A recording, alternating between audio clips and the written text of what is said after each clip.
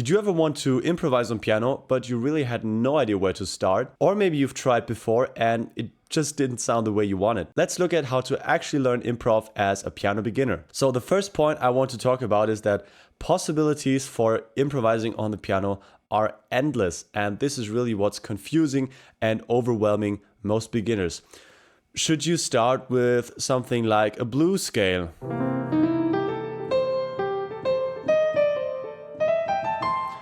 For example, do you want to improvise with chords more in a diatonic sense, like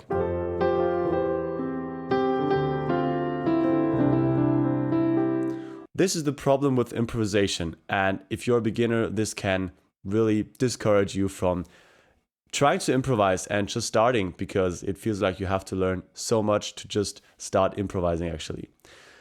Now, here's the solution. We want to create so-called guardrails. Now imagine you're going to a bowling alley for the first time. What would you do if you're like a complete beginner and it's your first ever time there?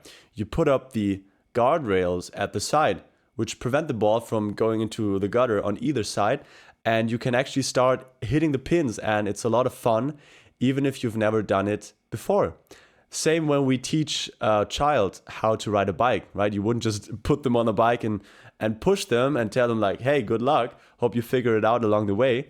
No, you would give them the support wheels on the side. So it's the same thing for improvisation. We want to limit ourselves with what we do. For example, we have maybe just a C chord and an F chord, and we want to improvise with literally one note. Or maybe let's do two notes. So we take the D, the C, and the D to improvise with. For example,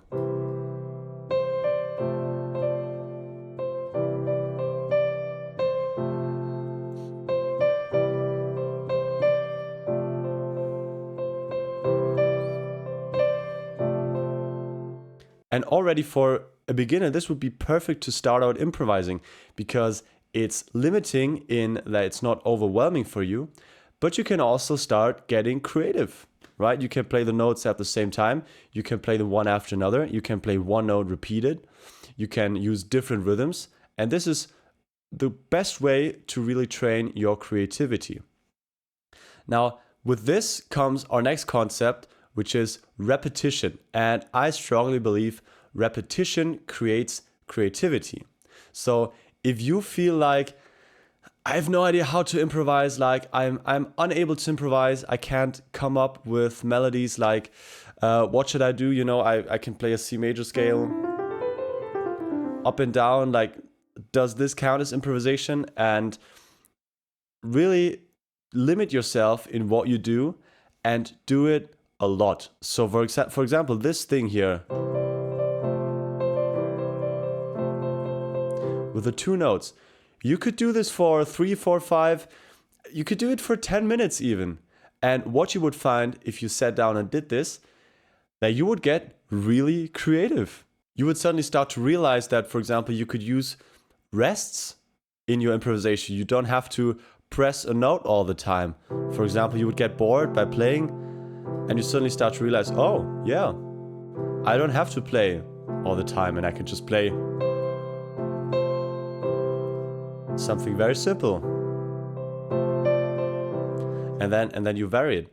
Now again, repetition creates creativity. So if you feel like you're not creative, you're unable to come up with melodies, patterns, ideas for improvisation, it's probably because you haven't repeated enough. Now, once you've really exhausted all your possibilities, this is when you would move on. So if you've done this for like 5 minutes or something and you really feel like, yeah, this is getting boring and I've done so many things and I want to try something new. Perfect. This is the right moment for you to move on, because you've taken all you could learn from this and now you can apply it to more notes. For example, let's just add the E up there.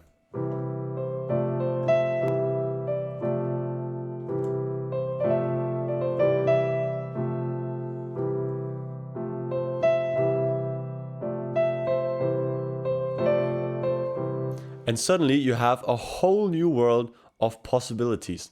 And this is how I would structure something as improvisation practice, if you want to call it. Slowly expand those guardrails until at some point you can remove them fully. Again, if you learn basic principles like this, then your results really will snowball. For example, I would really argue that improvising with an entire scale is nothing different from improvising with 2 notes, other than you're just pressing keys at a different location on the keyboard. Now, if you want to find out more about chord progressions, how to connect them with melodies, how to improvise over them, I would suggest you check out my free courses. It's the link in the video description or in the pinned comment. I have lots of follow along lessons which are structured in such a way that you can make lots of progress fast and you actually develop real skills that you can then apply to your playing.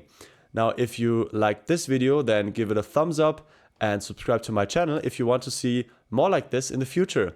And I'll see you guys again in the next lesson.